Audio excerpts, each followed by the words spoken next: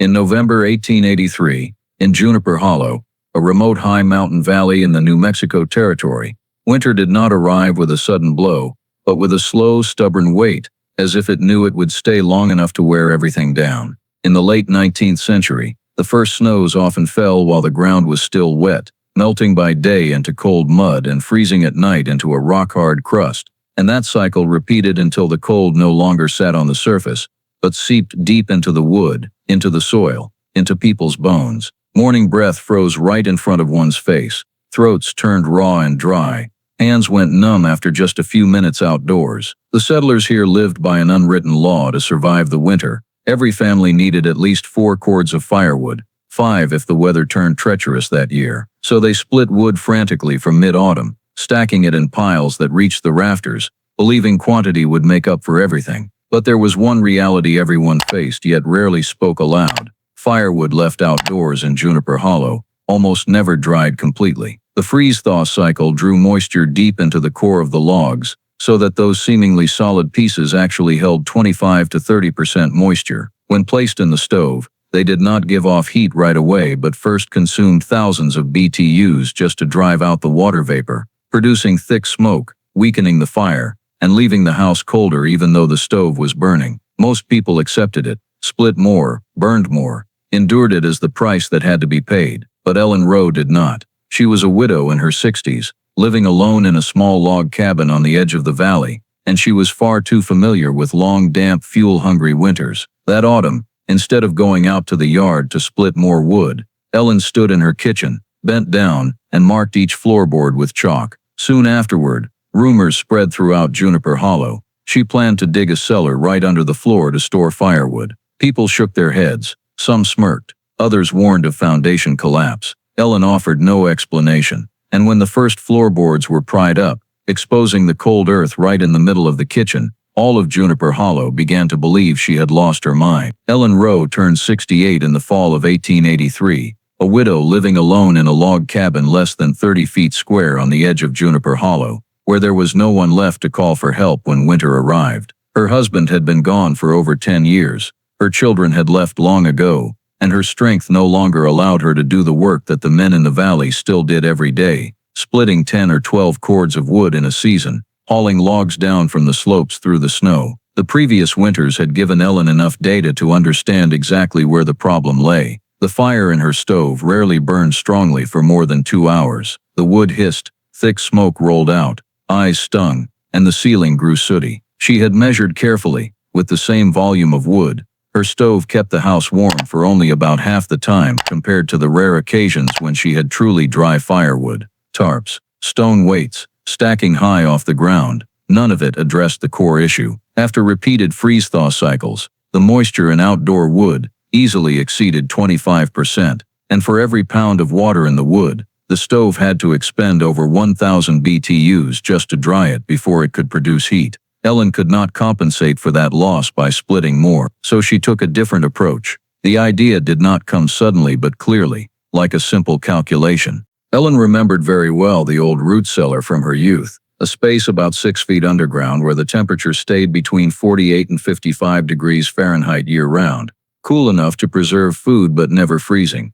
The earth, she knew, did not fluctuate wildly day to night, and if properly drained it was drier than any corner of the yard. From there the plan took shape, a firewood cellar right under the kitchen, about 5 to 6 feet deep, large enough for 2 to 3 cords of split wood, with a tight-fitting trap door roughly 3 feet square for retrieving wood from inside the house, and an external loading chute set lower than the kitchen floor so that rainwater and melting snow could not flow back in. When Ellen revealed her intention, the reaction in the valley quickly shifted from mockery to concern mixed with condescension. What if the foundation collapses? Who will save you if the earth caves in? Those questions were repeated over and over, especially since the person carrying it out was an old woman with no strength left to recover from mistakes. Ellen did not argue back. She did not explain about soil temperature or moisture. She simply began digging. Each day she removed about 12 to 18 inches of earth, using a short shovel and a hand pick, scooping the dirt into wooden buckets hoisted up with a crude pulley. When the pit reached nearly 3 feet deep, she began reinforcing the walls with split logs and stones gathered around the house, packing clay into the gaps for stability. She spread a 6-inch layer of gravel at the bottom for drainage, creating a slight slope toward the external loading chute, then reinforced the walls bit by bit with timber and rammed earth. The work stretched over many weeks, slow but steady, until the space beneath the floor measured nearly 8 feet long and 12 feet wide, just enough to stack wood neatly without pressing against the walls. When the last floorboards were removed to install the trapdoor, the laughter in the community had vanished. No one helped. No one stopped her. They only watched from a distance with cold anticipation, convinced that when winter truly descended, that cellar under the floor would expose every mistake on its own. But what led many in Juniper Hollow to think Ellen Rowe was risking her life was not the hole she dug,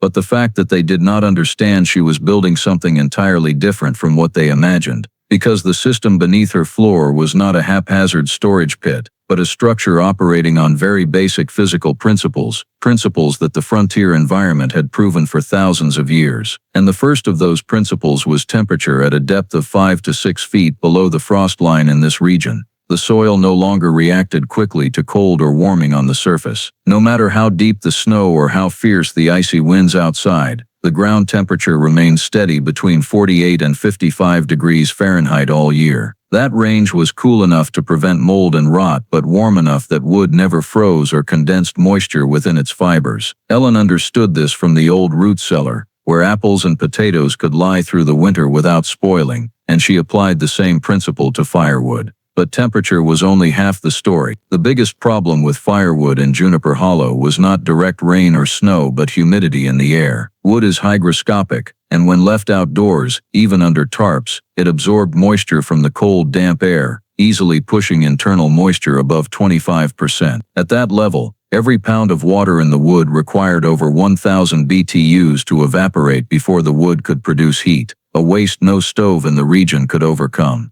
Ellen designed her cellar to break that cycle with slow, controlled passive ventilation. She left small vent gaps in the upper parts of 2 opposite walls, each less than an inch wide, to prevent direct drafts. More importantly, she connected those gaps to 2 short vertical wooden ducts that rose close to the underside of the floor, but exited outward through low foundation wall slits, one duct lower for intake of dry cold air, the other a few inches higher for exhaust of warm moist air. Thanks to natural temperature and pressure differences, lighter dry air entered from below, pushing moist vapor up and out through the higher duct, maintaining humidity inside the cellar at 10 to 12% without any complex mechanism. But for that to work, liquid water had to be completely eliminated, and this is where the third principle came into play: gravity drainage. Ellen's cellar floor was not packed earth but a 6-inch layer of gravel spread evenly over compacted soil. This gravel acted as a simple filter bed, allowing any water that seeped down to flow through rather than pool. The entire bottom was sloped 2 to 3% toward the external loading chute, where Ellen dug a shallow drainage ditch to carry water away from the foundation. No pumps, no complicated pipes, just gravity working continuously, silently day after day. Meltwater from snow, rare condensation when warm air met cold soil, all of it had an escape route, and therefore never accumulated enough to dampen the wood. The connection between the cellar and the house was also carefully calculated by Ellen. The kitchen trapdoor was fitted tightly, edged with tongue and groove wood and dry clay sealant, minimizing heat loss from the living space into the cellar. When closed, it was nearly airtight, preventing warm house air from drawing moisture downward. When opened, Ellen could lower a ladder and retrieve wood in just minutes without stepping out into the wind and snow, without opening a large door and losing heat. The external loading chute was positioned lower than the kitchen floor and angled away from prevailing winds, allowing her to load wood in the fall without worry of rain or snow blowing back in. All these details combined to create a system that required no constant human intervention. Ellen did not have to turn wood daily, did not have to check moisture with tools, did not have to adjust anything when the weather shifted. The earth maintained stable temperature, gravel drained water, air circulated slowly, and gravity handled the rest. That is why her system could not be judged as a mere firewood hole under the floor. It was a passive heat and humidity control system, harnessing the simplest laws of nature, laws the people of Juniper Hollow had lived alongside, but rarely paused to consider. And it was precisely that, rather than recklessness, that made Ellen Rowe's creation utterly different from every firewood storage method they had ever known. As Ellen Rowe's underfloor cellar gradually took shape, The skepticism in Juniper Hollow was no longer half-hearted jokes, but a heavy, persistent pressure that clung to her every day like the damp cold outside. The first to speak out was the valley's old carpenter, who had built countless log homes in the area. He stood on Ellen's porch, looked down into the deep pit, shook his head, and said outright that log foundations were not made to have voids beneath them, that a single winter of freezing followed by a quick thaw would shift the soil, tilt the posts, and send the entire house sliding into the hole like a rotten log. The wood seller warned in a different, more practical and cold way. Water was the enemy of everything in these mountains, and no matter how much gravel or slope she used, meltwater would find a path, and if it was trapped underground, that cellar would turn into a cold mud pit, soaking all the firewood Ellen had saved, and even pushing dampness up through the floor. Some recalled old stories of cellars collapsing in the night, of people trapped underground by caving walls, of stagnant air and sealed spaces that suffocated victims before they could cry out. Those warnings did not necessarily come from malice, but they carried a clear assumption. Ellen was an old woman, and she was attempting something beyond her capacity. The doubt spread in quieter ways. No one offered to help reinforce the walls, no one asked if she needed more timber or stone, and no one directly tried to stop her. They simply watched from afar, taking turns whenever they passed by, as if observing an experiment whose outcome was already decided. Ellen felt the change very clearly. Brief greetings disappeared.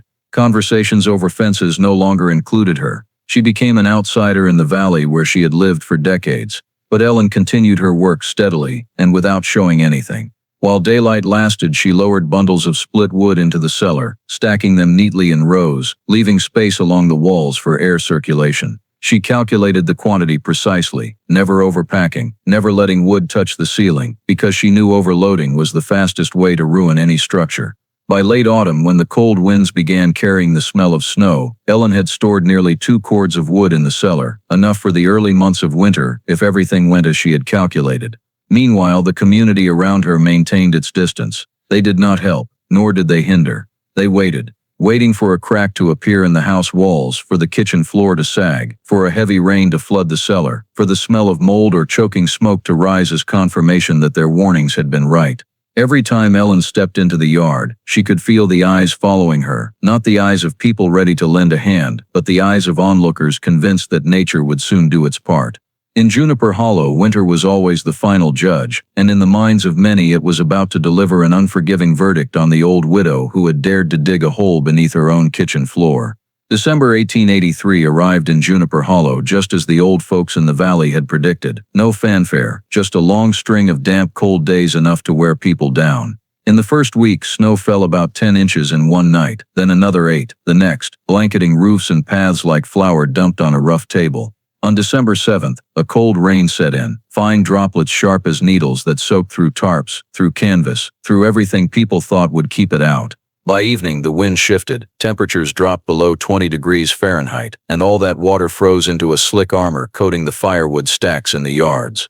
Come morning, the sound of axes rang through the valley, not for splitting but for breaking. Logs were fused together as if welded by ice. Some households had to use pry bars and sledgehammers, taking 20 minutes just to free a few pieces to carry inside. And when they split them open, the cores were soaked, dark, heavier than normal. Water didn't run in streams, but enough to make the axe blade slip and smother the fire. That was when the 4-5 cord rule started turning into a bitter joke, because quantity meant nothing when the weather had ruined the quality. People began burning more than usual right from mid-month. Some families had used nearly 1.5 cords by the 15th, a rate that used to take a full month to reach, not because their houses were bigger, but because wet wood forced the stove to pay in heat just to get steam in return. Wood at 25–30% moisture was like pouring water into the fire. Before it gave you heat, it made you pay heat. Smoke became the sign of that failure. It didn't rise high but crawled along the ground, thick and gray, with the sour, acrid smell of wood doused before it could burn. Children coughed constantly, eyes red and raw. Adults woke in the middle of the night to a dead stove, stepping onto cold floors, throats dry and raw as if swallowing ash, having to start the fire all over again. Chimneys clogged faster than any year with creosote buildup. Some houses heard a hiss in the pipe like a trapped animal, then had to open windows to let smoke escape, inviting icy drafts that cut across the room. I'd rather freeze than suffocate. one woman said as she dragged her child onto the porch, its face pale, breathing in short gasps like a stranded fish. On December 18th, an unusual warm spell blew through, a mountain Chinook wind, pushing temperatures near 40 degrees Fahrenheit for a few hours. Snow on the roofs melted, water streamed down, pouring onto the tarped firewood like buckets dumped overhead. Everyone knew what would follow. Night fell, Arctic air returned, temperatures plunged to around -5 degrees Fahrenheit, and every wet stack locked solid into a block of ice. The next morning, Jacob Lorne, the one who had mocked Ellen the most, stood in his yard, axe in hand, breathing thick white clouds, cursing as the blade bounced off logs like hitting stone. "Damn it, it's frozen like prison walls," he snapped, then turned to his son. "Get another pry bar. We need fire before the sun comes up." Across the way, wood seller Reed Haskins burned through his entire kindling supply in one morning because the fire wouldn't catch. He stuffed in pine pitch and oil-soaked rags, but the wet wood still just hissed, smoke flooding the room, making his wife cough so hard she had to sit by the door wrapped in blankets. The whole valley felt like it was burning its own strength. Split more, haul more, burn more, then freeze again. Against that backdrop, Ellen Rowe lived to a different rhythm, so different it seemed suspicious. Each morning she didn't go out to wrestle with ice. She opened the trapdoor in her kitchen, lowered the wooden ladder, and in about 2 minutes brought up an armful of split wood stacked right beside the stove. Those logs had no ice clinging to them, no wet cores, were lighter and sounded different when knocked together, crisp and dry instead of dull and heavy. Ellen started the fire with one match. Flames caught quickly, burned clean, no thick rolling smoke. She loaded the stove just enough, never greedily, never overpacking. Each load lasted 7 to 8 hours, enough for cooking, warming and sleeping without waking in the night.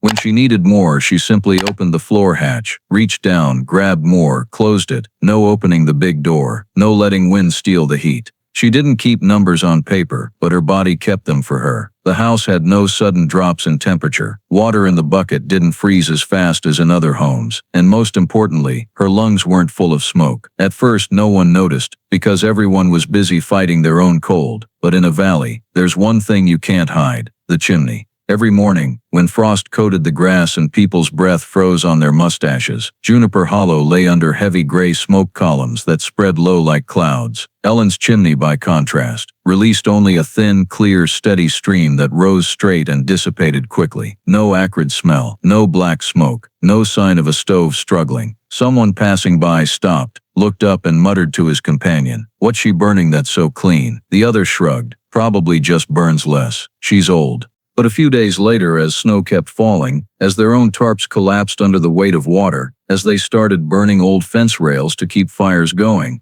Ellen's chimney stayed the same, thin, clean, stubborn like a silent rebuttal. Winter had begun its test of fire. And though no one would admit it yet, Juniper Hollow was witnessing two parallel paths to survival. One that burned ever more to compensate for the waste of wet wood, and another, cold, practical, that simply kept the wood dry from the start, under the floor, where snow and rain could not reach. The freeze-thaw cycle began devouring Juniper Hollow from late December into early January like a slow grinding machine that never stopped, and this time it spared no outdoor wood stack. By day, when the weak sun rose behind the ridges, the ice on the wood surface softened, water seeped deeper into every fiber, every tiny crack invisible to the eye. By night, temperatures plunged below freezing again, locking all that water inside the core. After a few such cycles, neatly split logs turned into heavy, dark blocks, both wet and hard, no longer fuel but a burden. The valley people learned this the hardest way. Their stoves started eating wood like a bottomless pit. Jacob Lorne, who had boasted of having a full 5 cords at the start of the season, had burned nearly 3 cords by mid-January, twice the normal rate. Yet his house stayed cold, the wooden floor so icy, no one could stand barefoot for more than a few seconds. Reed Haskins, the wood seller who knew the value of every log, had to admit his daily burn had risen from about 60 pounds to over 100, just to keep indoor temperatures from dropping below bearable. But more wood did not mean more heat. Wet wood burned like an insult. It hissed, crackled, and produced thick smoke with the sour smell of water and unburned sap. That smoke carried creosote, coating chimney walls fast, thickening day by day like black tar. In just weeks, many chimneys narrowed significantly, reducing draft, causing smoke to back up into rooms. People began coughing more, Not fleeting dry coughs, but deep, heavy, lingering ones that left chests aching and heads spinning. Children woke with raw throats, eyes bloodshot from smoke. The elderly grew weary, breathing harder each day. Some families had to knock creosote out of chimneys midwinter, climbing slippery roofs in cold wind, just fearing a stray spark could start a fire. But they had no choice. The fire had to burn, even if it was slowly poisoning them. Meanwhile, Ellen Rowe continued her own rhythm, and that very steadiness made the contrast harder to ignore. She did not increase her daily burn. She even used less than early in the month. On average, Ellen used only 30 to 40 pounds of wood on a cold day, loading the stove just twice, once in the morning, once before full dark. Each time she placed the wood deliberately, never overpacking, allowing proper airflow, and the fire caught immediately, burned bright, no hissing. Wood dried to 10–12% moisture didn't waste BTUs driving off water, so all its energy turned to heat. As a result, each load lasted 7 to 8 hours, enough to keep the house at steady temperature through the night. Ellen did not wake to rekindle. She did not rake ashes desperately for embers. In the morning, the stove still held glowing coals. One more log and the fire revived instantly. No thick smoke, no acrid smell. Her chimney stayed so clean you could see faint light through it on clear days. The difference began showing not just in feeling, but in small details. Mountain people noticed keenly. While water buckets in many homes froze a thin skin of ice in just hours, Ellen's kitchen bucket stayed liquid overnight. While others wore 2 extra layers indoors, Ellen worked in just a thick wool sweater. Passers-by started noticing her windows weren't heavily fogged like others, a sign the air inside wasn't saturated with moisture. But the clearest contrast was in disappearing wood. By late January, while other families anxiously recounted their remaining stacks, estimating if they'd last to March, Ellen still had nearly all the wood she had stored in the cellar since fall, plus a small amount she continued splitting and adding on rare, milder days. She didn't boast, didn't mention numbers, but in Juniper Hollow people were used to gauging by looking at each other's yards, and Ellen's yard showed no signs of depletion. The community began whispering. "She really burns little," one said. "Little to the point it's unnatural," another replied. Some figured Ellen was quietly freezing, saving wood by hunkering down. But that didn't match what they saw. Clean, steady smoke, lights in her house burning steadily each evening, and Ellen, though old, not carrying the exhausted look so many others had now. The freeze-thaw cycle continued relentlessly, coldly, precisely, and with each loop, the gap between the two ways of enduring winter widened a little more. Across Juniper Hollow, homes burned ever more wood just to maintain minimal warmth, paying with smoke-filled lungs, nights of constant coughing, and mornings waking to cold ash.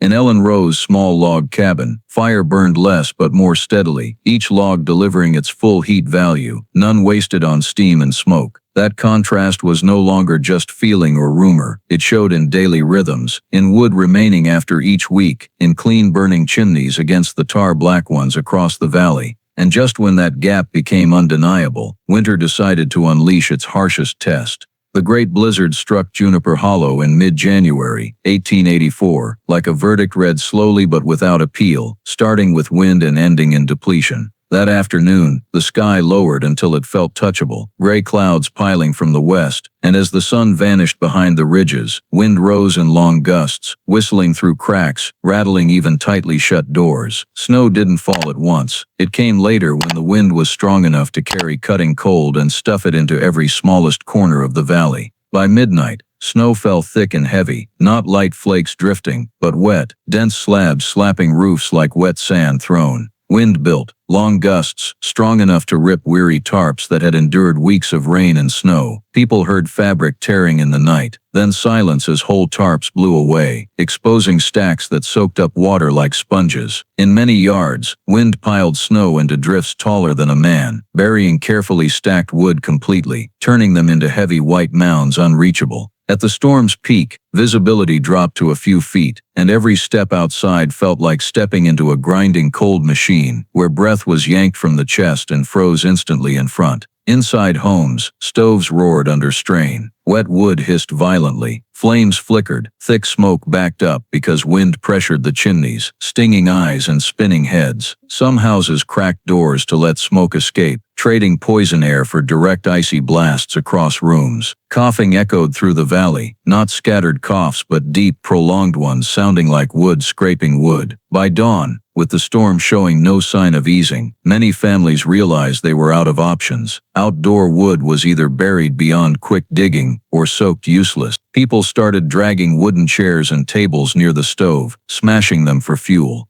Old fences were dismantled plank by plank, barn doors unhinged. Anything that could catch fire fed into stoves in desperate bids to hold heat. Those items burned fast and dirty, producing even more smoke than wood. But that night smoke was preferable to cold, gnawing bones. Children were wrapped in thick blankets, placed close to stoves. Adults took turns staying awake to tend fire, fearing if it died even an hour, the house would drop to unrecoverable cold. Outside, wind kept gusting, slamming snow against walls with heavy thuds, as if the whole valley were being buried under one massive white weight. Near dawn the storm finally slowed, but its cost was plain. Juniper Hollow woke to a scene of exhaustion, snow deeper than 3 feet in places, paths gone, wood stacks buried or destroyed, and heavy smoke smell hanging like poison fog. People stepped into yards with bloodshot eyes, burning throats, minds weary from a sleepless night. Houses were quieter than usual, not from warmth, but from drained energy. In many places, fires had gone out as sun rose, leaving cold ash in freezing rooms. The whole valley now felt like a body that had burned nearly all reserves just to survive one night, and everyone knew winter still held full strength ahead. It was in that state of depletion that the difference, smoldering for weeks, suddenly stood out too clearly to ignore. Amid ruined yards and families scavenging for anything left to burn, one house maintained normal rhythm, where the storm never touched the store beneath the floor, and where quiet preparation began showing its true worth. The morning after, while Juniper Hollow was still struggling to rise under the heavy smell of smoke and the exhaustion pressing down on every roof, Ellen Rowe woke as she did every day, unhurried, unpanicked, as if the blizzard of the previous night had been merely an inevitable part of winter rather than a disaster. The kitchen was quiet, the air cold but not biting, and the stove held only a thin layer of glowing embers, enough to maintain a baseline warmth. Ellen pulled on her thick wool sweater, walked to the center of the kitchen floor, where the trapdoor lay flush with the surrounding boards, showing no sign of warping or cracking after the storm. She bent down, lifted the wooden hatch with both hands, and in that instant, a steady flow of warmer air, utterly different from the cutting cold outside, rose from below.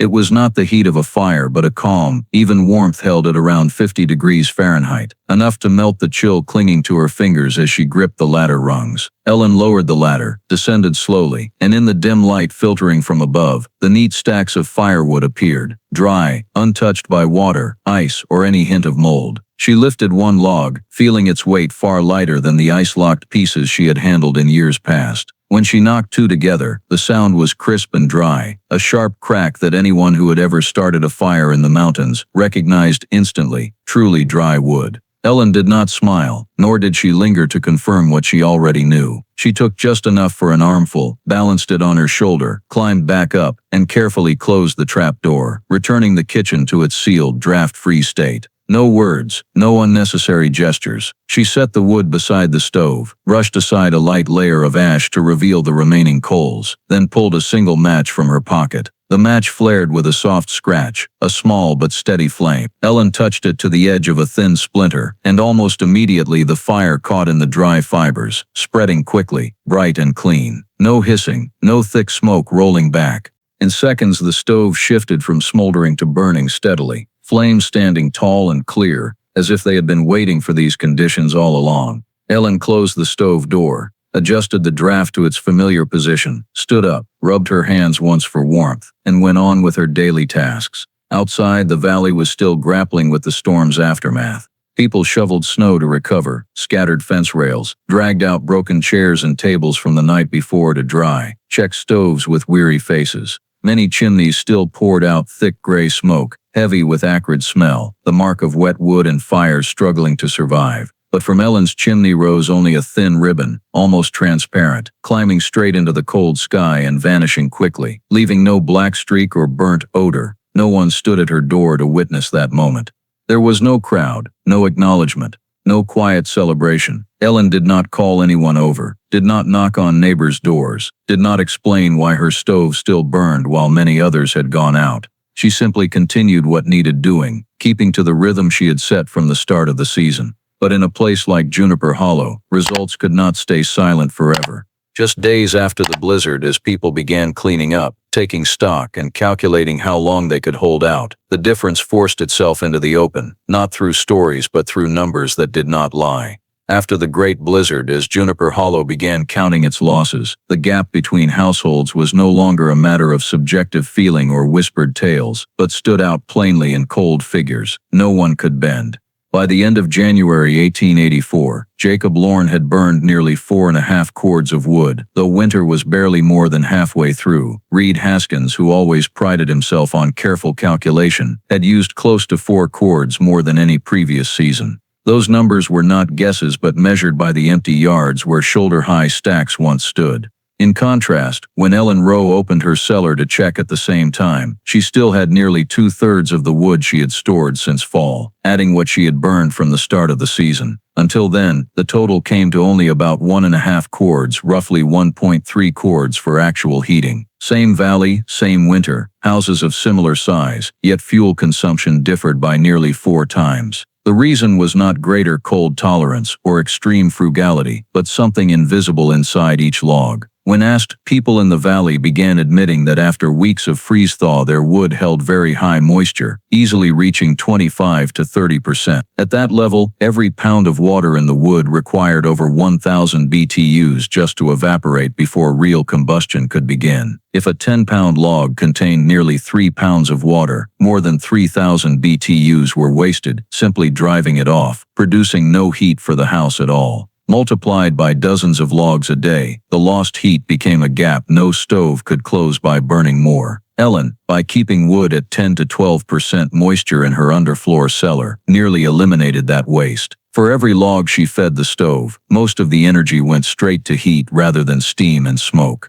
That showed clearest in burn time. While many families loaded the stove 3 to 4 times a night, each load lasting only 2 to 3 hours before the fire choked, Ellen loaded twice a day, each lasting 7 to 8 hours of steady burn. Indoor temperature figures also began circulating, not by feel, but by mercury thermometer. A passing surveyor happened to carry through the valley. On the same cold afternoon, with stoves burning strongly and windows sealed, Jacob Lorne's house reached only about 58 degrees Fahrenheit. In Ellen's, with a moderate fire and a similar stove, temperature held steady around 66 to 68 degrees, an 8 to 10 degree difference under identical weather. To mountain people, that gap was not comfort, but the line between sleeping through the night and waking from cold. It was the difference between water in the bucket freezing solid or staying liquid, between children sleeping under 2 blankets or 4, between the elderly coughing all night or breathing evenly. Those numbers spread not through Ellen's boasting but through short talks over fences, incredulous headshakes as people compared each other's yards.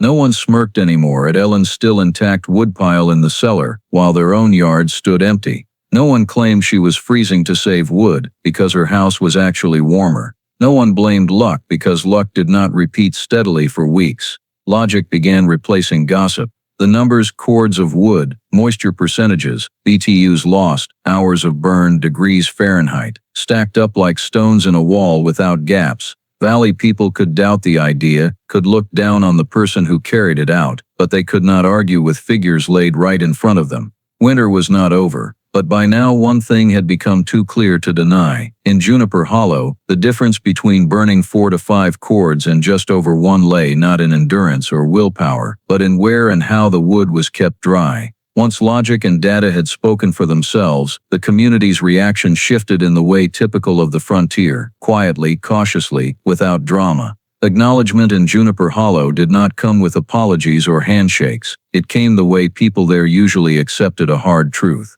In the last days of January, with the cold still gripping but the initial panic subsided, people began stopping by Ellen Rowe's house, not in groups but one by one, with reasons that sounded ordinary enough. One brought a saw with broken teeth to borrow, another asked for a few nails, another just stood on the porch looking around and making small talk about the weather. No one mentioned the old warnings. No one spoke of collapsing foundations or suffocation. They stood there, hands deep in pockets, eyes glancing toward the kitchen floor as if by accident. Jacob Lorne was the first to ask directly, though his voice no longer carried its former edge. "Where do you get wood that dry?" he said, not meeting Ellen's eyes. She did not answer at once. Ellen set the kettle on the stove, adjusted the draft, then said simply that she got it from inside the house. Jacob frowned, waiting for more explanation, but Ellen offered none. A few days later, Reed Haskins stopped by, claiming to check hinges on the barn door he had fixed for her years earlier. He lingered in the kitchen longer than needed, noting the steady fire, then asked almost in a whisper how she had kept the wood dry through the blizzard. Ellen looked at him, neither triumphant nor annoyed. She did not fetch paper and pencil, did not lecture on BTUs or moisture. She simply turned, tapped the toe of her boot lightly on the floorboard in the middle of the kitchen. A low, solid sound.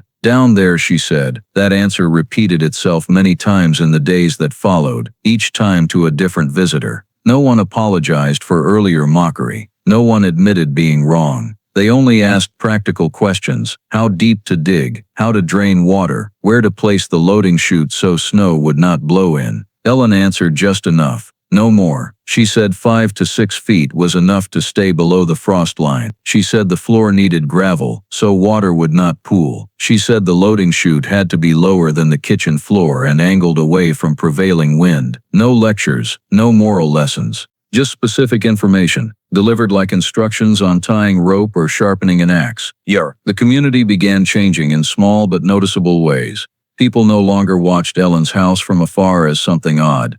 They stood closer, bent down to examine the floorboards, tapped lightly to hear the sound. Some brought tape measures, some borrowed a shovel to check depth, though everyone knew why. Conversations at the general store shifted tone. Instead of "she's taking a real risk," people started saying maybe she's onto something. No one said Ellen was smarter than them. People in Juniper Hollow were not used to saying that. They put it differently. "That way makes sense.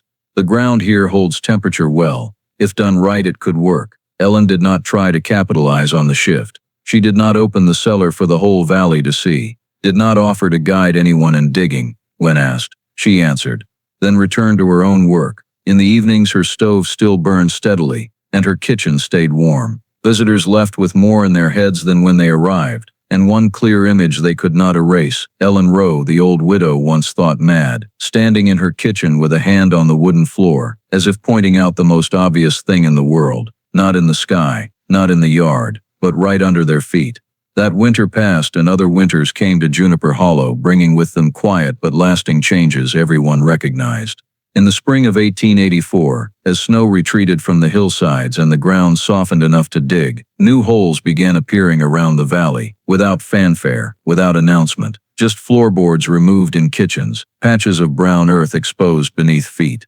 Jacob Lorne dug a smaller cellar than Ellen's, enough for 1.5 cords, but followed the principles below the frost line: gravel floor, slope drainage outward. Reed Haskins combined a firewood cellar with a root cellar, using the same space to keep wood dry and food safe. Within 3 years, more than a dozen homes within dozens of miles around Juniper Hollow had some version of an underfloor cellar. No one called it Ellen's method, but everyone knew where it started.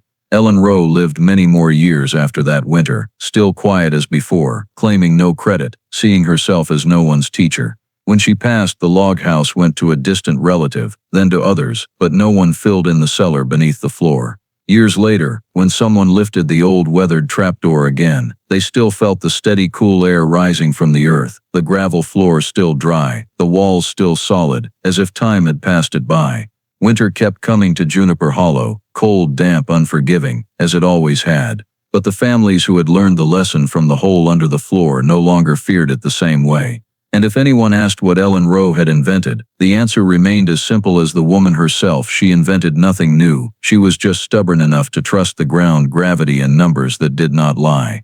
If you want to hear more true survival stories from the American frontier, where people overcame nature not through strength but through understanding, please subscribe to the channel so you don't miss the next episode. Thank you for watching, and see you again by the fireside in the next story.